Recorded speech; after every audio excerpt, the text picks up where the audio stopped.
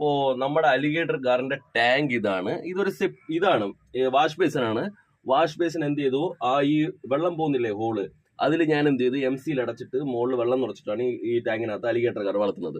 അപ്പോൾ ഇതുവരെ ഞാൻ ഇതിന് ഒരിക്കലും ഈ ലൈവ് ഫീഡിങ് ഒരിക്കലും ഞാൻ കൊടുത്തിട്ടില്ല. ഫുള്ള് ചിക്കൻ ഹാർട്ടാണ് കൊടുത്തിട്ട്. അപ്പോൾ അതിൻ്റെ അത്ര വളർച്ച ഇതിന് അത്ര ഇല്ല.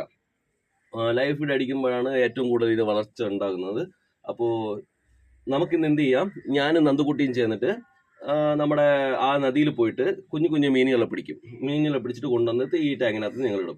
അതുമല്ലാതെ ഒരു വശം കുറച്ചുകൂടെ വലിയ മീൻ, ഈ സൈസിലുള്ള മീൻ കിട്ടുവാണെങ്കിൽ ഞാൻ നേരത്തെ കാണിച്ചില്ല ആ ചൂണ്ട ഫിഷിംഗ് റോഡ്, അതിൽ വലിയ മീൻ കുറച്ച് വലുപ്പമുള്ള മീനിനെ കോർത്തിട്ട് നമുക്ക് ആ നദിയിൽ ഇട്ട് നോക്കാം. ചിലപ്പോൾ സ്നേക്ക് ഇട്ട് അടിക്കാനുള്ള ചാൻസ് ഉണ്ട് കേട്ടോ. അപ്പോൾ ഇനി നോക്കൂ ഫ്രണ്ട്സ്, കാണുന്നുണ്ടോ നിങ്ങൾക്ക്? നമ്മുടെ അലിഗേറ്റർകാർ നീന്തി കളിക്കുക കണ്ടാ.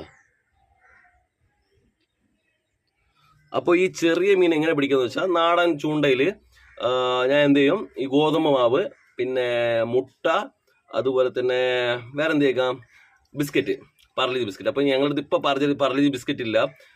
നമ്മൾ എന്ത് ചെയ്യും, ആട്ടയും മുട്ടയും കൂടെ, ആട്ടെന്ന് വെച്ചാൽ നമ്മുടെ ഈ ഗോതമ്പ് മാവും ഈ മുട്ടയും കൂടെ ചേർത്തിട്ട് കുഴച്ചിട്ട് പുറത്ത് പോകുമ്പോൾ വഴിയിൽ നിന്ന് പാർലേജി ബിസ്ക്കറ്റ് മേടിച്ചിട്ട് അതിനെല്ലാം കൂടെ ചേർത്തിട്ട് ചെറിയ ചൂണ്ടയിൽ കോർത്തിട്ടിടാം. അപ്പോൾ നമുക്ക് എന്തായാലും കുഞ്ഞു മീനുകൾ കിട്ടും.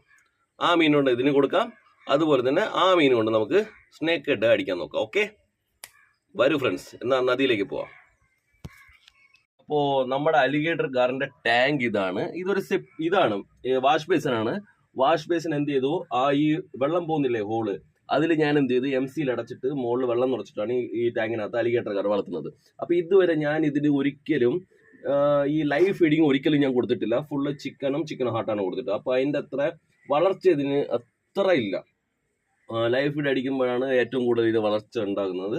അപ്പോൾ നമുക്കിന്ന് എന്ത് ചെയ്യാം, ഞാനും നന്ദുകുട്ടിയും ചേർന്നിട്ട് നമ്മുടെ ആ നദിയിൽ പോയിട്ട് കുഞ്ഞു മീനുകളെ പിടിക്കും. മീനുകളെ പിടിച്ചിട്ട് കൊണ്ടുവന്നിട്ട് ഈ ടാങ്കിനകത്ത് ഞങ്ങളിടും. അതുമല്ലാതെ ഒരു വശം കുറച്ചുകൂടെ വലിയ മീൻ, ഈ സൈസിലുള്ള മീൻ കിട്ടുവാണെങ്കിൽ ഞാൻ നേരത്തെ കാണിച്ചില്ല ആ ചൂണ്ട ഫിഷിംഗ് റോഡ്, അതിൽ വലിയ മീൻ കുറച്ച് വലുപ്പമുള്ള മീനിനെ കോർത്തിട്ട് നമുക്ക് ആ നദിയിൽ ഇട്ട് നോക്കാം. ചിലപ്പോൾ സ്നേക്ക് ഇട്ട് അടിക്കാനുള്ള ചാൻസ് ഉണ്ട് കേട്ടോ. അപ്പോൾ ഇനി നോക്കൂ ഫ്രണ്ട്സ്, കാണുന്നുണ്ടോ നിങ്ങൾക്ക്? നമ്മുടെ അലിഗേറ്റർകാർ നീന്തി കളിക്കുക കണ്ടാ. അപ്പോൾ ഈ ചെറിയ മീൻ എങ്ങനെ പിടിക്കാന്ന് വെച്ചാൽ, നാടൻ ചൂണ്ടയിൽ ഞാൻ എന്ത് ചെയ്യും, ഈ ഗോതമ്പ് മാവ്, പിന്നെ മുട്ട, അതുപോലെ തന്നെ